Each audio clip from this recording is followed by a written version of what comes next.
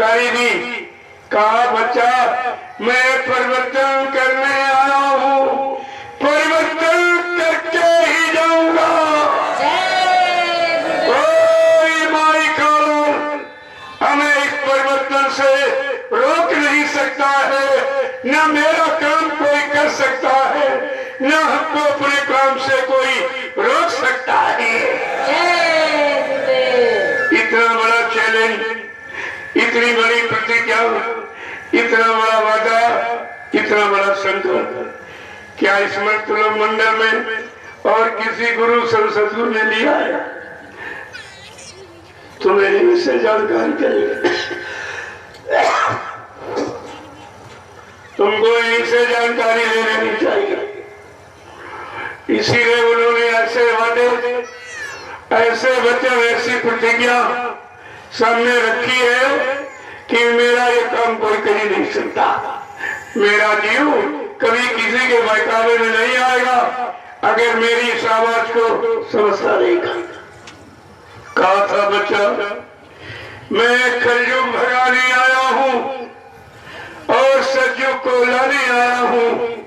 सबको न्याय, सुरक्षा, रोजी रोटी की व्यवस्था बना के दूंगा, सबको शाकाहारी बनाऊंगा, सबकी जीवात्माओं को जगाऊंगा और परमात्मा से मिलाऊंगा।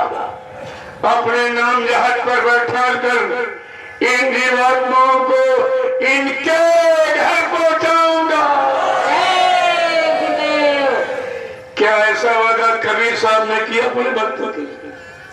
नानक, पलटू, रैदास, दामादास, चरणदास किसी ने किया? हजारों संत इस कलयुग में आए, लेकिन इस तरह की आवाज जीवात्मा को वापिस घर पहुंचाने की किसी ने नहीं लगाई। हाँ, नामदान तो सबने दिया लेकिन वादा नहीं किया। ये आपको जानकारी रखनी चाहिए थी। अगर तुम्हारे पास अपने समृद्ध सतगुरु मालिक की जानकारी होती तो तुम्हें कोई सरकार संदेह भूल में फंसा नहीं सकता।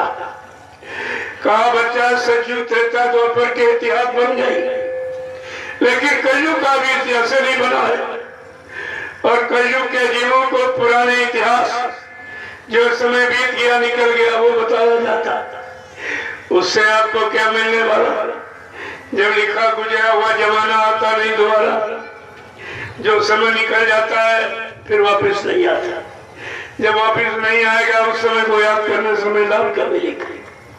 इसलिए बाबा जी ने कहा है कलयुग के जियो, मैं तुम सबके लिए कलयुग का इतिहास बनाने आया हूँ और ऐसा इतिहास बनाऊंगा जो भूते न भविष्यते। सतयुग, त्रेता, द्वापर के लोग अपने अपने युग का इतिहास पढ़ना भूल जाएंगे। ऐसा चमत्कार करूंगा जिसको हिंदुस्तानी नहीं सारा विश्व नमस्कार करेगा।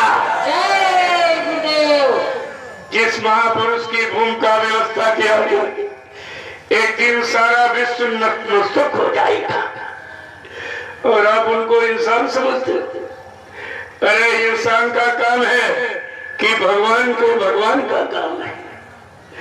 इतना बड़ा काम इस धरती पर अब की बार अनोखा करने के लिए अनोखा पुरुष अनोखी व्यवस्था के साथ आया है।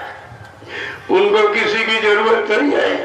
कहा था बच्चा तुम सब लोग भाग जाओ, फिर भी मैं परिवर्तन करके दिखा दूंगा। हमें तुम्हारी जरूरत ही नहीं, मैं परिवर्तन करके दिखा दूंगा। चाहे जमीन फोड़ के, चाहे आसमान फाड़ के, लेकिन परिवर्तन निश्चित होगा, इसे कोई रोक नहीं सकता। और ऐसा परिवर्तन है जो मानव बुद्धि के परे, न मानव सोच सकता है, न मानव कर सकता है, न मानव विश्वास ही कर सकता। ऐसा अनोखा ज्योति विलक्षण परिवर्तन धरती पर करूंगा। और परिवर्तन की आवाज भी आपको देखी। कहा था कलयुग में कलयुग जाएगा और कलयुग में सतयुग आएगा।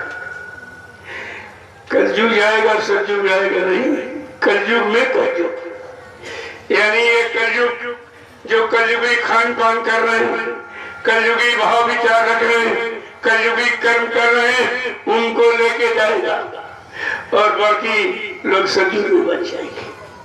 पहले आप सेंटेंस को समझो, जो उन्होंने इशारा किया है कलयुग में कलयुग, अब कलयुग में सतयुग। देखिए बड़ा मतलब समझने की बात है ये।